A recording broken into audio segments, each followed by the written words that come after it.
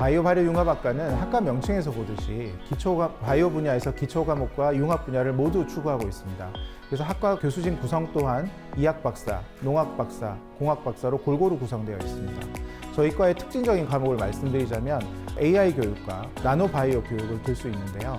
이 수업들은 이론뿐만 아니라 실습도 같이 병행하기 때문에 학생들이 굉장히 만족도가 좋습니다. 바이오 3D 프린터는 의학, 생명공학, 그다음 재료공학 등의 여러 분야가 융합된 분야입니다. 바이오 3D 프린터 같은 경우에는 재생의학 쪽에서 많이 활용되고 있는데요. 조직을 프린팅하여 환자에게 이식한다든지 장기를 프린팅해서 환자에게 이식한다든지 이런 재생의학 쪽에서 바이오 3D 프린터는 굉장히 각광받고 있는 기술입니다. 그래서 앞으로는 개인 맞춤 의학이라는 그런 개념이 널리 확산될 것이기 때문에 이런 개인 맞춤 의학 분야에서 바이오 3D 프린터는 앞으로 굉장히 큰 시장이 될 수 있는 그런 포텐셜을 가지고 있다고 생각됩니다.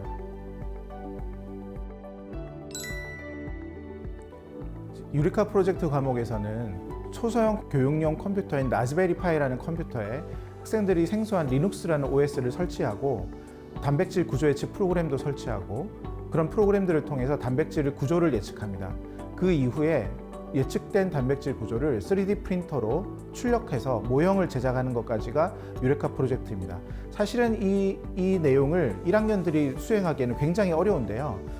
지난 2021년도에는 코로나 시국 때문에 저희가 비대면으로 수업할 수밖에 없었습니다.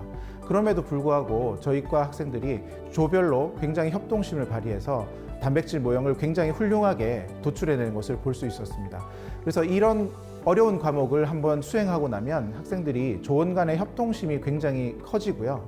그다음에 어려운 것을 수행해냈다는 자신감이 굉장히 차서 전공 과목에 더 열심히 하는 그런 모습을 볼 수 있었습니다.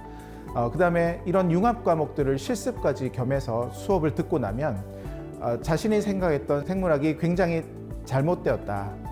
지금 이 시대에서는 굉장히 융합으로 생물학이 진화되고 있다는 것을 깨닫는 것을 볼 수 있었습니다.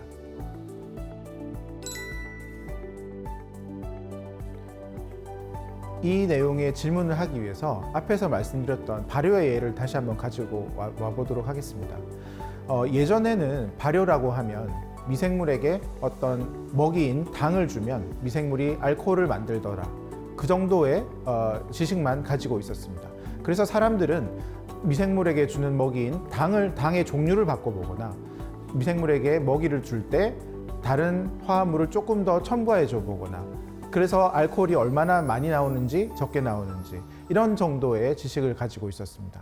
그래서 이 알코올을 만들어내는 미생물이 블랙박스로 있었던 것이죠. 그렇지만 그 이후에 유전자라는 것이 밝혀지고 유전체라는 것이 밝혀지면서 미생물 안에서 어떤 일이 일어나는지를 사람들이 알 수 있게 되었습니다. 그래서 발효라는 기술을 위해서도 미생물 안에서 어떤 일이 일어나는지를 알아야 되기 때문에 유전체학, 단백질체학, 대사체학, 대사공학, 유전자공학 이런 융합 학문들이 비교적 최근에 개발된 학문 분야들이 전통적인 생물학, 미생물학, 생화학 과목과 융합되면서 발효 기술을 하나로 완성시킬 수 있게 되었습니다. 그래서 이런 예에서 볼 수 있듯이 우리가 어떤 하나의 학문 분야 혹은 학문 기술을 상정하게 되면 그 기술을 학생들에게 교육하기 위해서 필수적으로 가르쳐야 될 학문들이 따라오게 됩니다. 그래서 저희는 이런 앞으로 어떤 기술이 유망할 것인가, 어떤 기술을 학생들에게 교육해야 될 것인가를 상정하고 그에 필요한 학문 과목들을 구체적으로 체계화하는 작업을 지속해 왔고요. 앞으로도 꾸준히 업데이트할 예정입니다.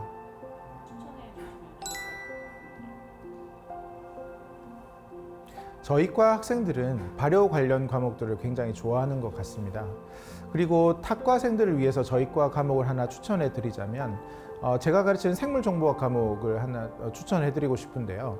생물정보학 과목은 생물, 그다음에 생물 정보를 재료로 하고 있지만 실질적으로 배우는 내용은 특성 분석, 대용량 자료 처리 이런 것들이기 때문에 생물학 쪽의 지식이 조금 부족하더라도 어려움 없이 수강할 수 있는 과목이 되겠습니다. 그래서 제가 가르치고 있는 생물정보학 과목은 생물을 배운다기보다 생각하는 방법을 배우는 그런 과목에 조금 더 가깝기 때문에 탁과 학생들에게 추천해 드리고 싶습니다.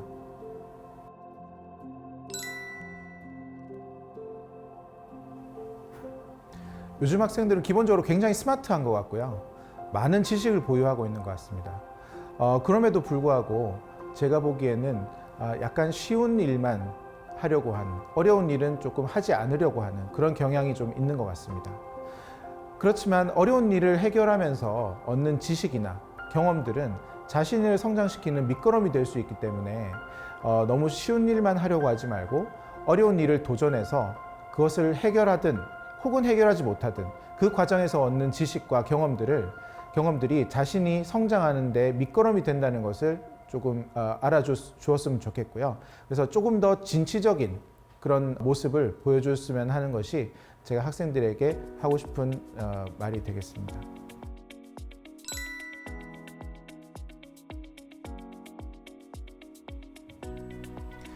바이오 산업은 국가 차세대 산업으로서 국가에서도 지속적으로 연구개발을 지원하고 있습니다.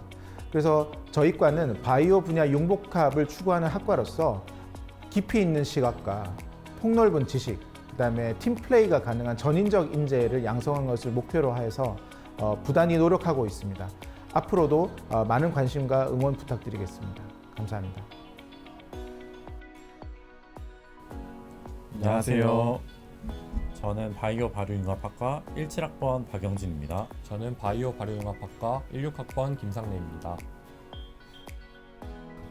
바이오 발효융합학과는 매력이 뭐냐면 바이오 식이약을 중점적으로 다루는 학과이기 때문에 아무래도 발효하면은 일단 산업적으로 미생물로 하여금 인간에게 유용한 물질을 만들어내는 과정을 통틀어서 말하거든요. 근데 식품 산업을 예로 들자면 맥주나 김치 이런 것들이 될 수도 있겠고, 의약품으로 말하자면 푸른 곰팡이를 발효시켜서 만든 페니실린을 예로 들 수 있겠죠. 이렇게 저희한테 친숙한 분야인 발효 공정에 대해서 다루는 학과이다 보니까 좀 더 학문에 대해서 더 재밌고 쉽게 접근할 수 있는 장점이 있는 것 같습니다. 바이오 발효융합학과라는 학과 명에서 알 수 있듯이 저는 융합이라는 게 가장 중요한 키워드고 그것이 매력이라고 생각합니다. 저희 학과 같은 경우 바이오를 베이스로 화학, 물리, 컴퓨터 사이언스까지 이런 것들을 모두 다 융복합적으로 활용하여 새로운 시너지를 만드는 그런 것을 공부하는데 이것이 가장 큰 매력이라고 생각합니다. 일단은 끈기가 되게 중요할 것 같아요. 아무래도 단백질을 다루는 학과이다 보니까 단백질이라는 게 실험을 하다 보면은 단백질이 워낙 열에도 약하고 온도에도 민감하고 약간 pH 이런 조건에서도 굉장히 민감한 친구라 한번 실험을 시작하면은 끝을 볼 수밖에 없는 실험도 존재하거든요.